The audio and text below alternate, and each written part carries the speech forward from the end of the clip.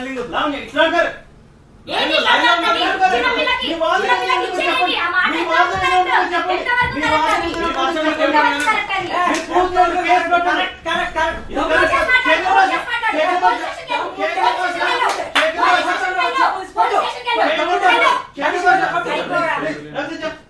Please ఇది correct కాదు, ఇది కరెక్ట్ కాదు. చేయొద్దు.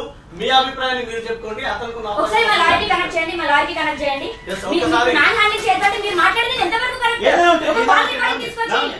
ఏదైనా ఉంటే మీరు మీ వాదన వినిపించాలి గట్టిగా.